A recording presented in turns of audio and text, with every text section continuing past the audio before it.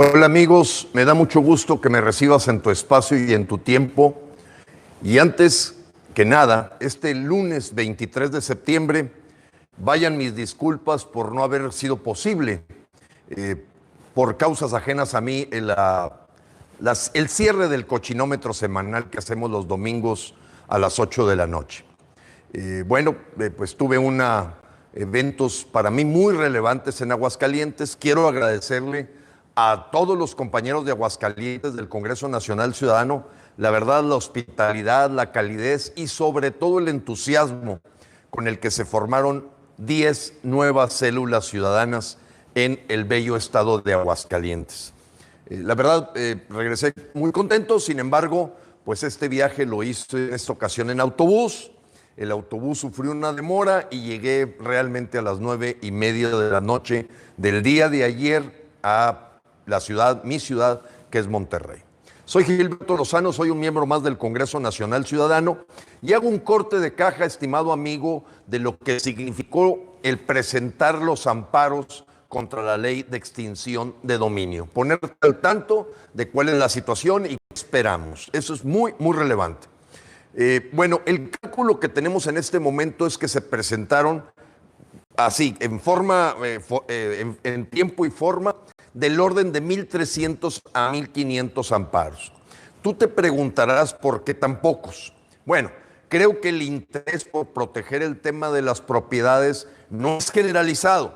Las descargas que tuvimos en la página fueron más de 15,000 personas, pero la información que tenemos de acusos de recibo presentados en todo el país de este amparo contra la ley de extinción del dominio, pues debo ser realista y sobre todo, ante todo, siempre manejar la verdad, y creemos que el número registrado anda en 1,300 a 1,500 amparos presentados en todo el país. ¿Qué esperamos, amigo, de esa ley de extinción de dominio y de ese amparo?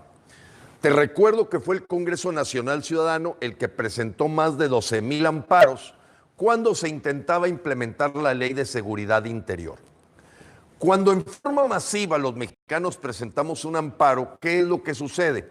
Pues que no necesariamente es atendido por los diferentes jueces del distrito, empieza a haber una comunicación entre ellos a nivel nacional, y si el problema es de tipo común y generalizado, este tema se sube a la Suprema Corte de Justicia.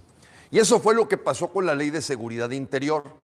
Entonces se declaró la inconstitucionalidad de la Ley de Seguridad Interior, con lo que salimos victoriosos de aquel esfuerzo del año pasado, en donde el Congreso Nacional Ciudadano convocó a los mexicanos a presentar dicho amparo. En esta ocasión, como es específicamente para proteger nuestras propiedades, evidentemente el sacar las 9 copias, irlas a presentar a un juzgado, así de claro y preciso, creemos que fueron del orden de 1,300.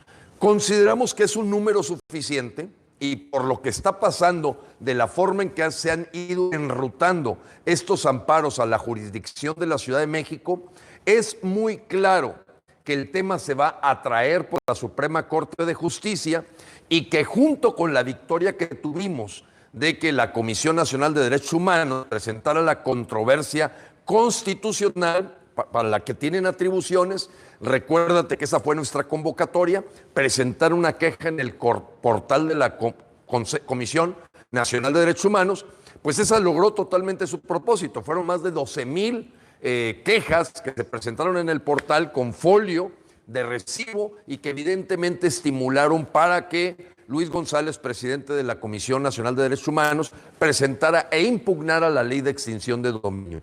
Ahora viene la otra alternativa, que es trabajar en paralelo, y esos son estos amparos en los que te mantendré informado de cuál es el comportamiento, para que ojalá logremos los mexicanos tumbar esta ley de extinción de dominio, que atenta, por la forma en que está redactada, a la Constitución en su artículo 14 y en otras cosas derivadas de que sin un juicio previo a ti no te pueden embargar, confiscar o quitar ninguna propiedad.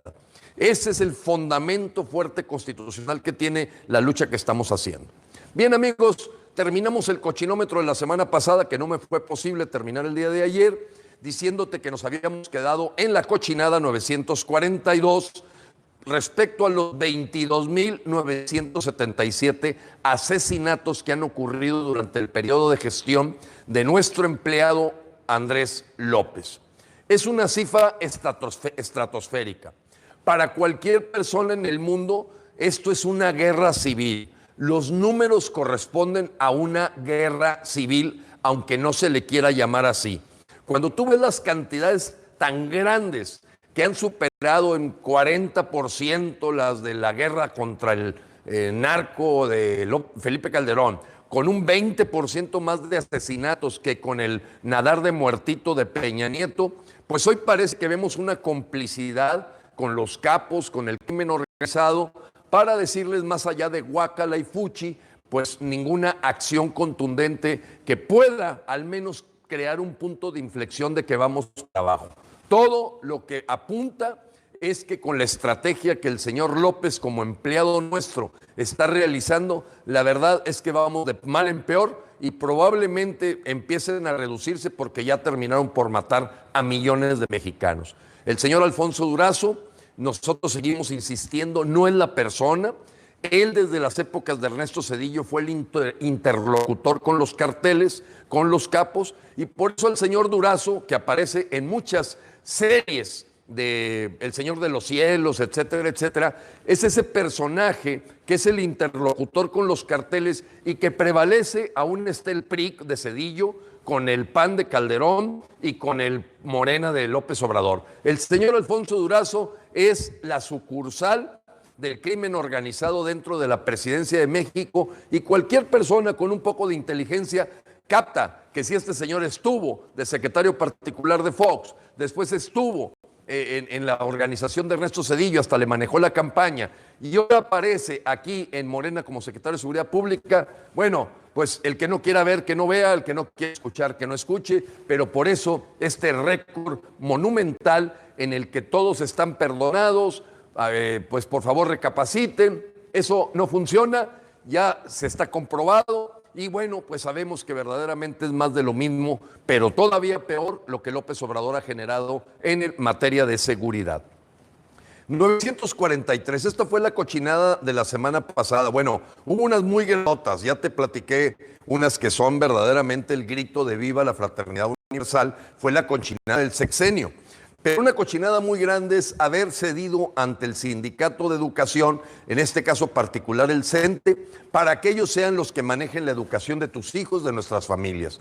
Ellos son los verdaderos rectores. Es como si tú tuvieras una empresa, una organización, y resulta que los trabajadores son los que deciden quién ocupa las plazas, a quién se le asciende. Pues entonces, ¿quién es el que maneja la organización o la empresa? Pues la maneja en este caso el sindicato.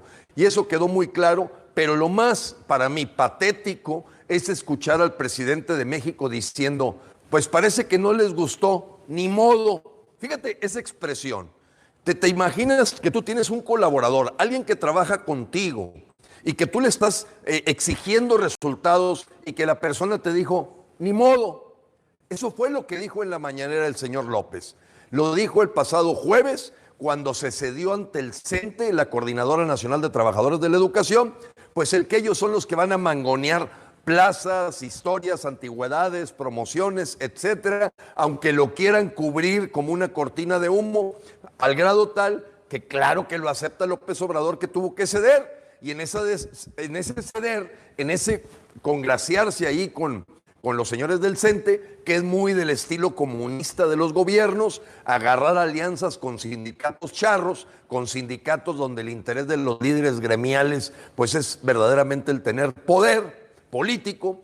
Y en este caso, amigos, la respuesta del presidente fue, parece que no le gustó a los mexicanos que haya quedado las leyes educativas así, ni modo, ni modo. Si yo alguna vez hubiera contestado ni modo a mis jefes, me hubieran corrido de inmediato, o sea, me hubieran despedido de inmediato y probablemente sin liquidación, me hubieran echado a la calle de una patada. ¿Cuándo tú esperas que un empleado tuyo te diga ni modo? Bueno, si no estamos en épocas de clavillazo, pero verdaderamente ahorita la gente más cómica, patética y payasa es parece ser que la que ocupa la presidencia.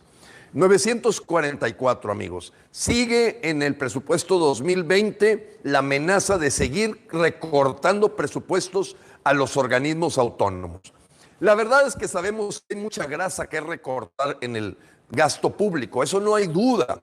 El problema es que te vayas directo con aquellos organismos que son contrapeso, que son autónomos, que son independientes del poder y que entonces lo que estemos viendo es una amenaza total a romper y quitar cualquier obstáculo para lo que es la formación de una dictadura.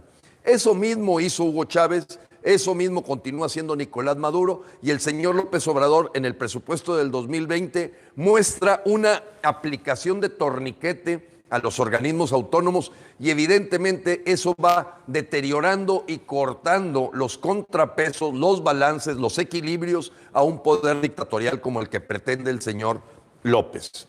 945, esta también fue, aunque está a nivel de iniciativa, amigos, esta es de las más peligrosas, de las más delicadas de las iniciativas que no la presentó un diputado. No la presentó un grupo parlamentario, no, la presentó Andrés López. Amnistía para los delincuentes que él le llama menores. Aquellos que no se robaron más de 50,000 pesos, que los van a sacar de la cárcel, les van a dar completamente amnistía y son la gente que va a ser reclutada para el ejército bolivariano o la guardia bolivariana. Eso hizo Hugo Chávez. ¿A quién crees que te puede tener mucha lealtad? A quien le perdona su cárcel, le perdona su prisión y en ese momento le pides que dirija su fusil a recibir las órdenes de un comandante que cada vez está más cuestionado por la Sedena, por la Marina, como un comandante supremo inteligente y verdaderamente con amor a México. Ante esa situación, ¿qué le queda al señor López? Pues congraciarse con la guardia que él creó, la Guardia Bolivariana. Entonces, imagínate todos esos raterillos, delincuentes, asaltantes, gente malandra, va a ser perdonada. ¿Dónde van a parar? Algunos de ellos seguramente seguirán robando, algunos se reinsertarán en la sociedad, creo que los menos. La mayoría los vas a ver vestidos de Guardia Bolivariana, con el águila juarista, porque eso fue lo que hizo ya el señor Hugo Chávez. Exactamente eso. Sacó de las cárceles gente para que le fueran leal y fueran verdaderamente gente que siguiera órdenes sin amor a la patria, simplemente a capricho del dictador. Por ello, esta cochinada, amigos, es de lo más peligrosa, de lo más delicada. Y cada paso que da el señor López obedece a la agenda del Foro de Sao Paulo. Y ahora, pues me empieza a llamar la atención que aquella prensa, periódicos, medios, empiezan a utilizar la palabra comunismo, esa por la que mucha gente nos hablaba de que éramos gente exagerada, fatalista, pesimista, al ver una agenda muy al estilo comunista, pues ya lo empiezas a ver en editoriales de gente seria, de periódicos todavía que están independientes y que empiezan a hablar del comunismo en sus páginas, cosa que hace 2 meses era imposible. Ellos no aceptaban eso y nos veían al Congreso Nacional Ciudadano como alguien que estaba asustando con el petate del muerto. Léete hoy, por ejemplo, el periódico Reforma, léete el Universal y empiezas a ver cada vez más editoriales en donde caen en cuenta que efectivamente los pasos que ha seguido López Obrador es para llevar a que México se convierta en la Venezuela del Norte. Ya no hay dudas. 946. Esta también es preocupante, amigos. Preocupante porque la persona que no tiene empleo de alguna manera tiene que sobrevivir. Y las tasas de desempleo siguen creciendo porque, ahí te va el dato, desde hace 25 años nunca habíamos caído en la inversión privada 5 trimestres seguidos. 5, amigos.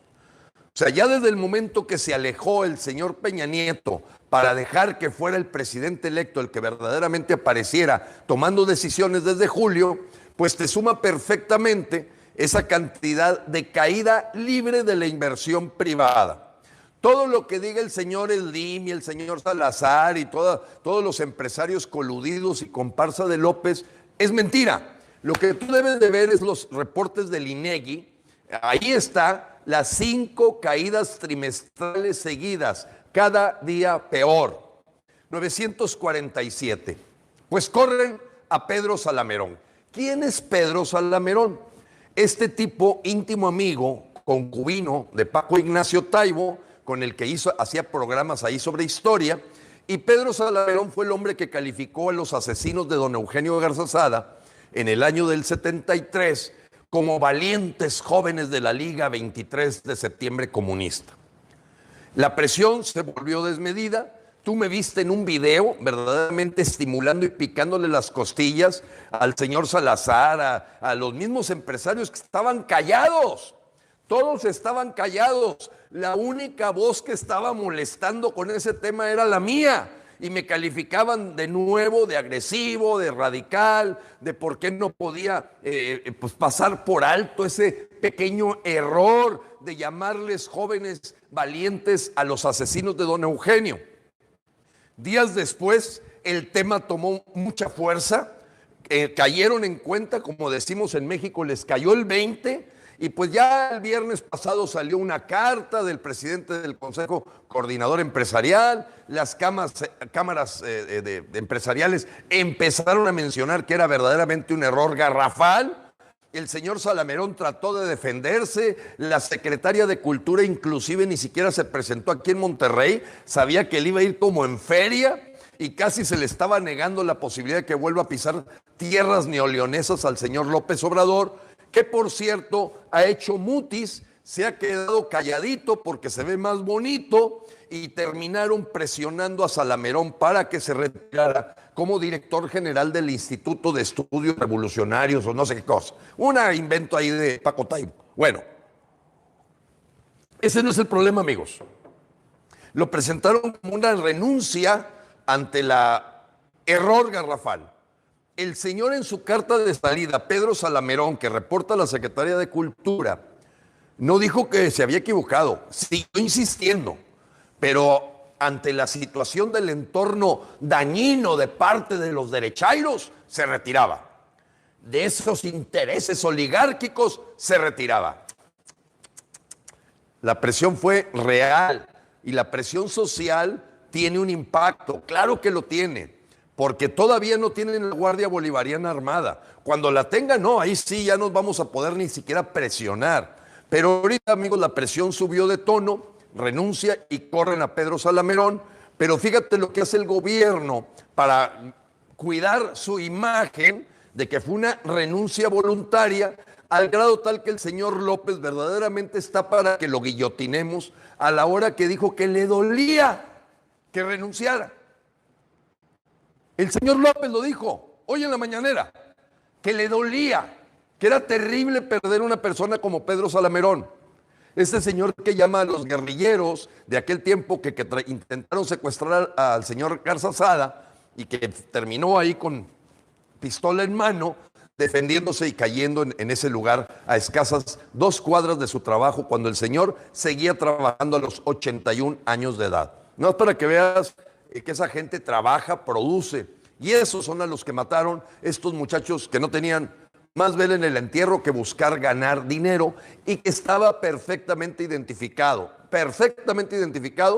ese intento de secuestro por la Dirección Federal de Seguridad que manejaba Luis Echeverría, y seguramente hay una anécdota que a lo mejor ha llegado a tus oídos de cómo fue corrido el presidente Echeverría del sepelio del señor Garzazada, cuando un prohombre de la categoría del señor Ricardo Margain Sosaya, ese 18-19 de septiembre que estaba viendo el sepelio y que el señor Luis Echeverría, presidente, se apareció, acuérdate que Echeverría fue la tercera T, la tercera transformación, la segunda fue Lázaro Cárdenas y la primera Plutarco Elías Calles, por esto es la cuarta T, primera Plutarco Elías Calles, segunda Lázaro Cárdenas, todos masones, tercera Luis Echeverría y la cuarta es la que intenta este señor loco, verdaderamente desquiciado y verdaderamente un bruto en materia de cociente intelectual. Bueno, Pues el señor Echeverría, al estilo de los asesinos, viene y se presenta al sepelio y el señor Ricardo Margain Sosaya, leyendo el epitafio de don Eugenio Garzazada, dice lo siguiente: en este momento el memorial que estamos presentando a un prohombre mexicano que tuvo a bien iniciar con todas las prestaciones sociales a sus trabajadores que después se convirtieron en ley nacional, no puedo continuar dicho memorial mientras esté presente aquí el asesino. Y me refiero a usted, presidente Echeverría, a quien le pedimos se retire en este momento del sepelio. Eso pasó en Monterrey. Ahí ves los pantalones de esa gente. Ya los juniors quedaron un poquito más castrados y esterilizados y no vemos ese nivel de gente valiente que levante la voz ante la injusticia, ante las cosas que verdaderamente dañan a México. Bueno, ¿cómo cubre? ¿Cómo hace la cortina de humo? La cajita china estilo PRI, Primor. Pues ya se fue Pedro Salamerón. Vamos a hacer una premiación a 2 guerrilleros de esas épocas para un poquito taparle el ojo al macho, y esa es la cochinada 948, amigos. Le dan un premio a 2 guerrilleros de las épocas de los 70s, por esa lucha para la transformación echeverreísta de México, guerrilleros confesos que asesinaron, secuestraron, pero por su valentía les es otorgado un premio en plenas oficinas del gobierno federal. Y la 949 no solamente eso, Olga Sánchez Cordero con todo su séquito le entregan una disculpa pública a otra guerrillera, que por cierto se merece la disculpa sin dudas, pero hacerlo en este momento habla de darle una bofetada a la iniciativa privada de iniciativa de los empresarios, para decirles: mira, aquí estoy otorgándole una disculpa por el maltrato a los derechos humanos de la guerrillera Marta Camacho. Y un día antes, o el viernes pasado, en la celebración y homenaje a 2 guerrilleros de esa época también. Y la última fue el dolor, la pena de López esta mañanera, de decir que era muy triste que se hubiera ido Pedro Salamerón por lo valioso que es para México con su mentalidad guerrillera. Amigos, ¿hay alguna duda? ¿Hay alguna duda de que esta lucha de clases, de que este odio, esta controversia que se está generando para que los muchachos sientan que es valiente asesinar a alguien, que es verdaderamente positivo que tomes las armas y defiendas tus ideales? Amigos, esa es la situación que estamos viviendo en pleno siglo XXI, casi 40 y tantos años después de esos asesinatos y de esas líneas guerrilleras que secuestraron y asesinaron empresarios, ganaron dinero, mataron gente, etcétera. Así se las gasta esta cuarta transformación para decirle al público: mira, ok, te voy a dar ahí, te voy a conceder por tu cartita que Pedro Salamerón salga, pero por acá celebro a 2 guerrilleros, le pido disculpas a otra guerrillera, y además me siento muy apenado de que se haya ido Pedro Salamerón, íntimo amigo y concubino de Paco Ignacio Taibo. Esas tenemos, amigos, y con esas es con las que tenemos que tener enfrente que lo que hizo López Obrador, y ese es el motivo de esta conversación con la que termino, el cochinómetro ahí nos quedamos, era 9:50. Apenado y llorando López Obrador casi, por la salida de Pedro Salamerón después de su gravísimo error. Bueno, cuando un presidente promete algo en campaña y hace completamente otra cosa, pero completamente, yo le llamo un golpe de Estado. Y por eso he tratado de posicionar en la mente de los mexicanos, para abrir su conciencia, de que López Obrador hizo un golpe de Estado a los mexicanos. Porque precisamente todo lo que no dijo en campaña es lo que está haciendo. Y te voy a dar 10 cosas contundentes de por qué es un golpe de Estado. A ver, tú vas y votas democráticamente por un señor que piensas que es la esperanza de México, que te prometió que iba a sacar al ejército de las calles y la número 1 forma una fuerza militar llamada Guardia Nacional. Yo le pondría el adjetivo bolivariana. Primer asunto que no tiene nada que ver con lo que dijo en su campaña, golpe de Estado. Segundo, el que todo su séquito más cercano, lo que le llaman el círculo rojo, la Yelko, el Polanski, el Héctor Díaz Polanco, el Fernández Noroña, el Luciano Conchero, el John Ackerman, etcétera, Paco Ignacio Taibo, nos salen con algo que no dijeron en la campaña. Fuera el neoliberalismo y vamos al comunismo. Tú que votaste por López Obrador, por Una Esperanza en México, ¿te dijeron que iban a instalar el sistema comunista?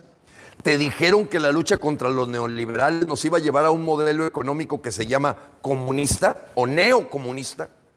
Seguramente no, amigo, porque ya revisamos todos los videos de campaña de López Obrador y por eso con este punto 2 te digo, el señor te hizo un golpe de Estado. Nos hizo un golpe de Estado. Tercera, dijo que iba a meter la extinción de dominio, que iba a buscar que cualquier ciudadano que tenga una discrepancia tomar y embargar su propiedad, subastarla, adjudicarla y después de un proceso judicial, si sales inocente, devolverte un peso por 10 que valía.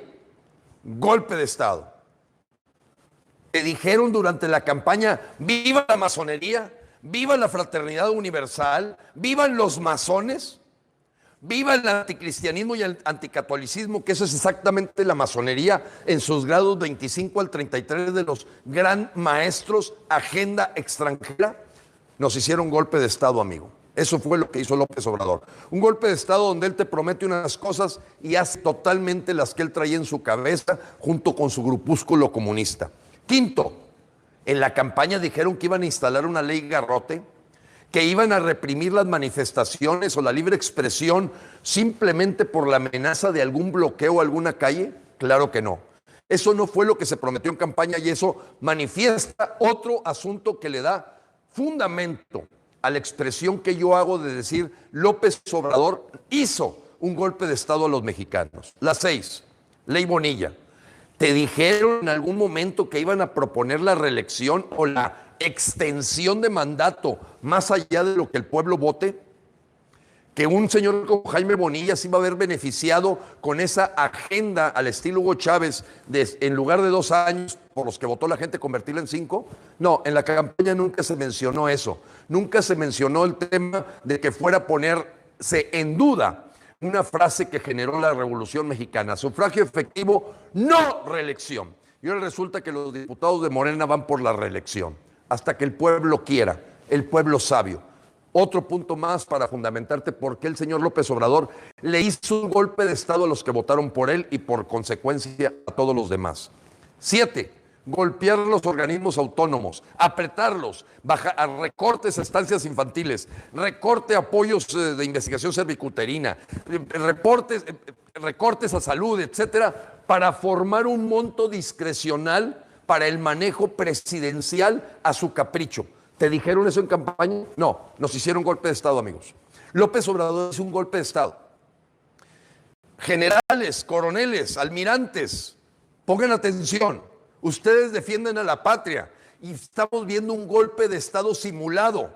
Simulado en el sentido de que no fue abierto, pero fue disfrazado y el señor está haciendo completamente cosas que no fue por la que votaron la gente por él.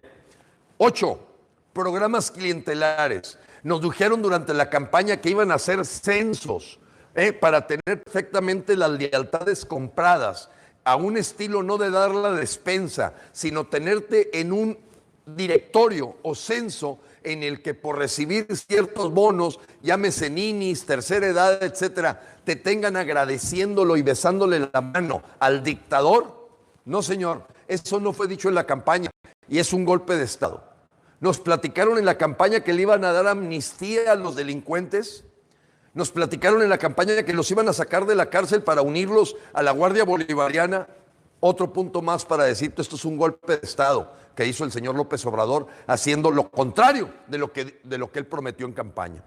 Y por último, amigos, el hablar abiertamente ya del comunismo para los mexicanos, como un paso en el que ya Morena se descara completamente diciendo: nosotros somos el ala que creemos que Venezuela está muy bien, es soberana, es independiente, es libre. Sí, la gente no tiene alimentos, no tiene comida, pero eso no importa. Lo que importa es el control político de un grupúsculo en el poder que se hace dueño de la riqueza nacional y de la riqueza personal, de la libertad y de la justicia. Amigos, hoy te quiero dejar bien claro en tu mente, López Obrador hizo un golpe de Estado a la gente que votó por él. Todo lo que está haciendo no tiene nada que ver. Bueno, pues que va a vender el avión y que se va a bajar el sueldo. Sí, pero él sigue cobrando 4.3 millones de pesos diarios para Morena. 4.3 millones de pesos diarios para Morena. Nos siguen endeudando a razón de 40 millones de pesos por hora. No, amigo, nos hicieron un golpe de Estado y nos tenemos que defender. Y por eso las Fuerzas Vivas Armadas deben de tomar nota de que esta no fue el mandato que le dio el pueblo de México al señor López Obrador. Nos está haciendo un golpe de Estado. ¿Qué pasó, amigos? Lo mismo hicieron en Venezuela. Pero ¿qué podemos aprender de Venezuela? ¿Qué podemos aprender de ellos? ¿Qué dejaron de hacer para que avanzara esta bolivarización, este comunismo en Venezuela? Te voy a decir los grandes 6 errores que cometió Venezuela para que pongamos barbas a remojar. 1, se quedaron callados. Se quedaron callados diciendo vamos a esperar, es que Hugo Chávez apenas va entrando, espérate, pues ha cometido unos errores, pero ahí va, mira, ya está repartiendo algo, etcétera. Se quedaron callados. 2, Venezuela se empezó a organizar muy tarde, empezó muy tarde. Fue cuando ya llegaron las expropiaciones que empezaron a ver que el asunto les estaba llegando el agua a los aparejos, cuando se dieron cuenta que no había medicamentos, cuando se dieron cuenta que no había alimentos, que todo lo que decía el dictador era culpa de los gringos, culpa de los gringos, culpa de los gringos. Y con esa cantaleta fue dejando verdaderamente humillado al pueblo de Venezuela que no se organizó a tiempo. Tercero, le apostaron a las cosas electorales. Cuando estaba siendo ya completamente comido las estructuras republicanas de la República de Venezuela, la estaban convirtiendo en una dictadura. Para cuando acordaron ya tenían completamente a la Asamblea Constituyente en sus manos Hugo Chávez y tenía a la Suprema Corte de Justicia, cosa que ya van varias veces en las quejas de López, la intentona que tiene sobre someter a los jueces magistrados a su capricho. Bueno, pues entonces, la gente que decía en Venezuela, es que al cabo ahí vienen las elecciones dentro de 2 o 3 años. No, para cuando llegaron las siguientes elecciones, que para nosotros sería el equivalente a decir, no, en el 2021 tenemos chance. Ya no hubo chance. Compraron a los mismos candidatos. Aquí lo acabamos de ver con Jaime Bonilla. O sea, el que tenía un contrapeso en la Cámara de Diputados como para no aceptar que fuera el mandato de 2 a 5 años. ¿Y qué hicieron? Lo rajaron lana o a lo mejor hasta amenazaron a los diputados para que votaran. Eso es una dictadura. Es una simulación de que hay poderes separados, pero no los hay. Velo en Baja California. Ya les ocurrió a nuestros amigos y hermanos de Baja California. La Cámara de Diputados, aunque no tenía mayoría morena, fueron sometidos finalmente por el Poder Ejecutivo para que la ley Jaime Bonilla se implementara. Bueno, pues eso mismo en Venezuela era una de las cosas por lo que les pasó lo que les pasó. Le apostaron a un bloque opositor y que vamos a tumbarlos y que en el 2021, en aquel tiempo no era el 2021, estaban hablando de 1995, había tomado el poder Hugo Chávez en el 92, esperaban que en el 95 iban a poder cambiar las cosas. No, el señor avanzaba rapidísimo y seguramente tú ya viste el video donde López Obrador dice que antes de que termine diciembre, por si él no está el año que viene, va a ser imposible cambiar lo que él va a instalar a alta velocidad. Le preguntan que a qué se refiere con eso de que no va a estar el año que viene. No, lo que dice es que me canso ganso, rápido, llueva, trueno, relampaguee. Entonces 2021 no existe, amigos, no existe, no te la creas. Necesitamos luchar ahorita porque Venezuela le apostó a lo electoral y el electoral ya estaba totalmente amaniatado. ¿Qué más pasó con ellos? Que los empresarios empezaron a liar. Así como ves a Carlos Slim, ahí muy pegadito con López Obrador, y Carlos Salazar, y el otro, y los empezó a engañar. Se los empezó a comer Hugo Chávez. Para cuando acordó hasta les expropió sus empresas y se quedó con 3 o 4 empresarios coludidos de siempre. con los que habían estado cerca de él de siempre. Aquí podríamos hablar probablemente de un señor como Slim, pero los demás pagaron caro el engaño que sufrieron. ¿Qué más pasó, amigos, en Venezuela que debemos de aprender y tomar la lección? Estados Unidos no va a permitir que Venezuela se vuelva comunista. ¿Cómo, hombre? Si nos compran todo el petróleo, pues ¿cómo nos va a dejar que seamos comunistas? Pues eso decían en Venezuela, amigos, y el contrato de venta de petróleo continuó aún siendo un país comunista porque no tragan lumbre en lo que se refiere al dinero. Pero el país, el pueblo de Venezuela, es comunista, aunque sea totalmente capitalista la venta del petróleo de Estados Unidos. Y los americanos, a mí mándame el petróleo. Si están allá en un problemón, no interesa en esa época en la que Hugo Chávez venía instalando el comunismo en Venezuela. Y la última, amigos, que esta es de las más complicadas de entender, pero Venezuela le fue muy mal para detener al comunismo, detener a la fraternidad universal, detener la agenda global del aborto, del asunto de matrimonio gay. Les fue muy mal porque ellos pensaban que los anteriores partidos que manejaban Venezuela decían, no puede haber algo peor que Peña Nieto, pero pongámoslo allá con el nombre de Carlos Andrés Pérez. Era tan corrupto los gobiernos anteriores a Hugo Chávez que decía, no podemos estar peor. Eran el parián de allá. Entonces, como le echaban la culpa, digo, no podemos estar peor. No, amigos, sí se puede estar peor que con Peña Nieto. Sí se puede estar peor que con este tipo Calderón. Sí se puede estar peor que con aquel grandote verdaderamente legal, suelta de Fox. Sí se puede estar peor. Y ahorita, amigos, lo ves en los datos de crecimiento económico, los ves en los datos de homicidios dolosos, los ves en los datos de desempleo, los ves en los datos de injusticia. Amigos, Venezuela, por esas 6 razones, no se preparó a tiempo.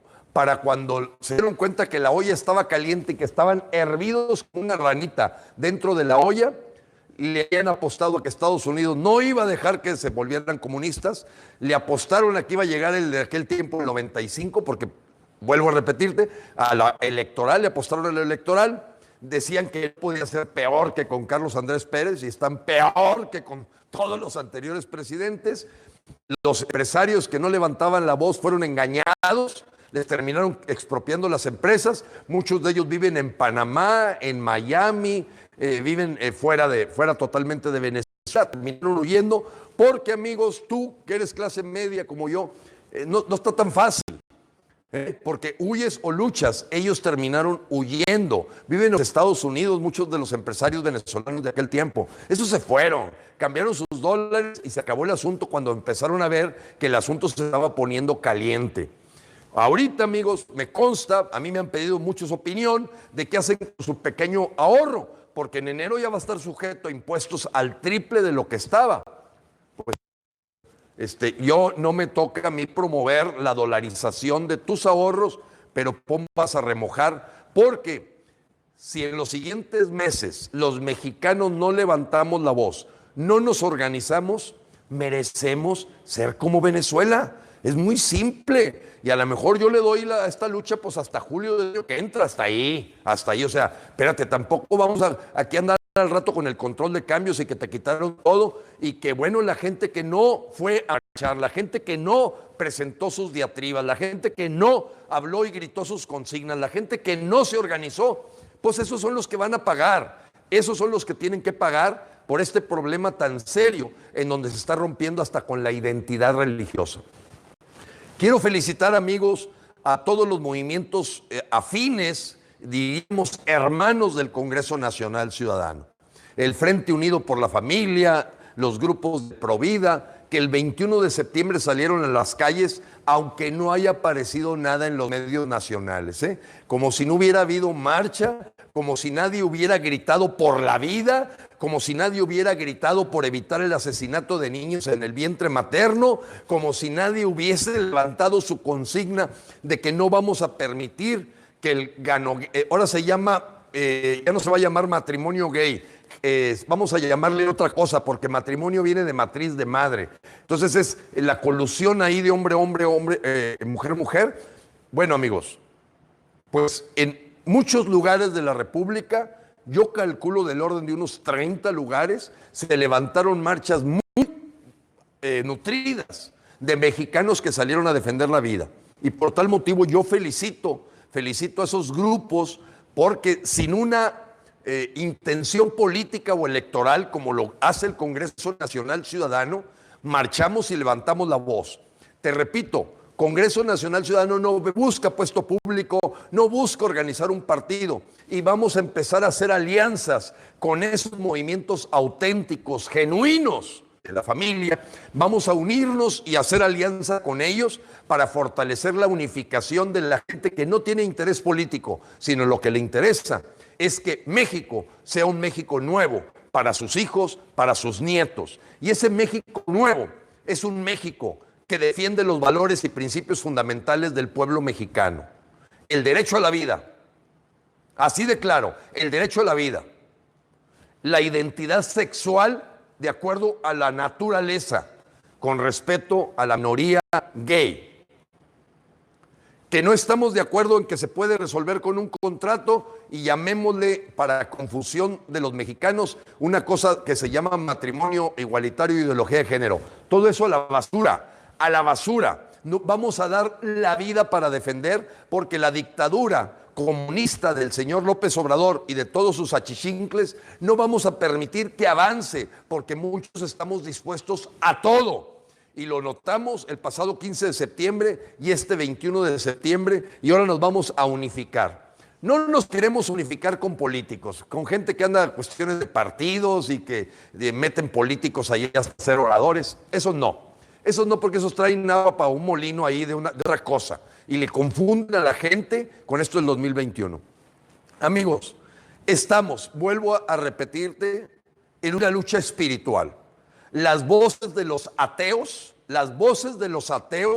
cada vez tienen más fuerza.